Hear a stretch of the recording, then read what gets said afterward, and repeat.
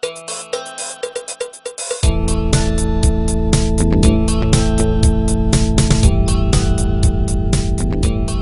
again. Yes, c'est moi, c'est Joseph. Recording is in progress. Listening to John Fahey. Brilliant individual with I want to know if there's been a brilliant, gifted creator, musician, artist, author who didn't have a tortured past. I wonder what their work would be like. Fiction, of course, and that's an interesting thing. Is it possible to create fiction and nonfiction music? Something to explore. I want to talk about character interactions because, and I'll cut this into the video. Been watching turkeys in the backyard, and specifically been watching the toms. The hens show up days before the toms arrive. They never get off the couch, typical males. But at a certain point, the toms do arrive. And at a certain point after they arrive, a few days later, they begin to put on displays, mating displays, you know. The tail feathers go out, the wing feathers open, the wattle hangs down, and everything else is on full display. And because I spend a lot of time observing wildlife, and so should you, because part of what I'm talking about here is observing and recognizing what other people don't, who are not creative. Because it occurred to me, I'm looking at the turkeys again, the tremendous amount of energy that goes into creating those displays. And this is true across the animal kingdom. The lion's huge mane, the peacock's beautiful tail.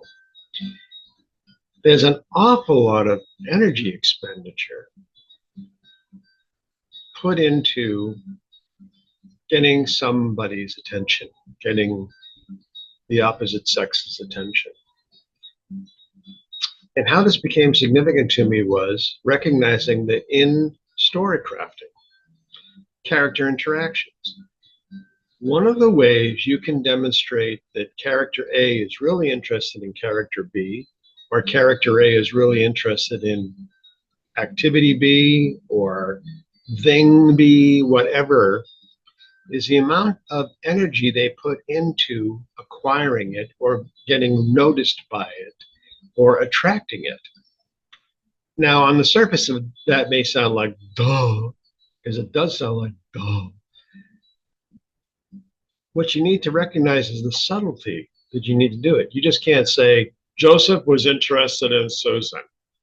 Because if you do say it just like that, you got to back it up somehow. You got to somehow demonstrate it.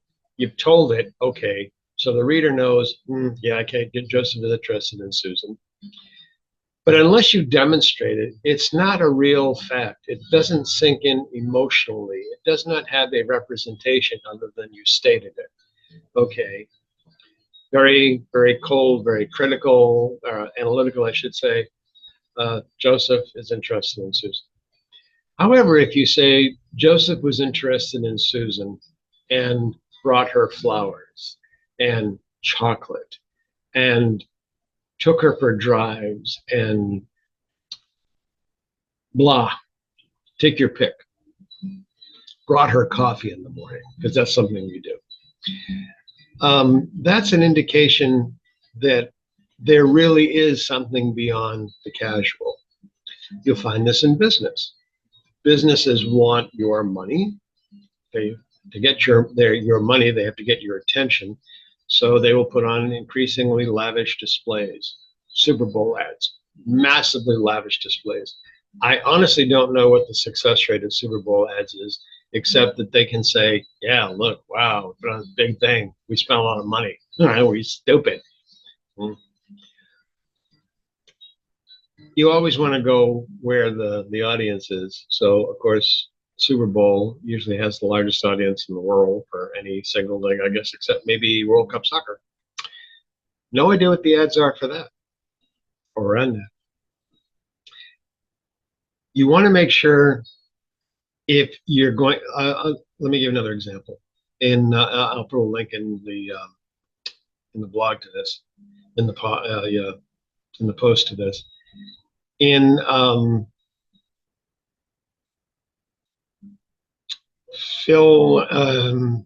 Richie and Phil, A Celebration of Life, which is a story I've been working on for years. Richie he's fallen in love with Phil. It was love at first sight. And he increasingly does things to get her attention. It would be called stalking, to be honest with you. He sends flowers to where she works. He waits for her to get off work and walks her to her car. He does the most idiotic things because he's a bit of a doof. He's harmless, but he's a bit of a doof, and he's in love. And he really doesn't know how to express love well, except by being attentive. But he just keeps on doing it up and more until finally he's at basically a burger joint where she is going for lunch, to pick up lunch for her office. And he just says, "Hi, how are you?" He's never intrusive. He's just there.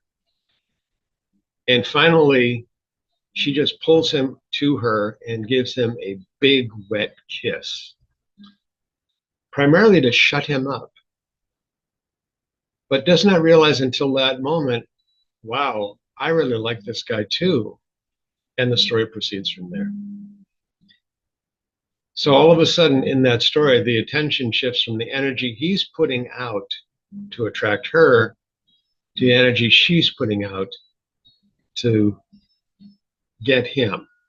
And he's already attracted to her. She doesn't do that much, but she puts a lot of energy in that kiss. So character interaction, level of interest, all based on how well do you observe how things are interacting, okay? The more energy somebody puts into something, the more they want it, the more important it is to them, the more they desire it, covet, whatever you want to say, however you want to phrase it, love it. Show that by increasing levels of interest, of activity, of demonstrations. And of course, go the other extreme, that's how you can demonstrate stalking behavior, psychopathic behavior. And you have an antagonist, which was from the last episode, the last experiment in writing. Hope that's helpful to you. Levels of interest are demonstrated by how much attention, how much energy is put into the display. It was eye-opening to me, something that was so obvious that I did not see it. And hopefully now I do, and we'll be able to use it. Looking for the buy button. There it is. Oop, where is it? Have a good day, everybody.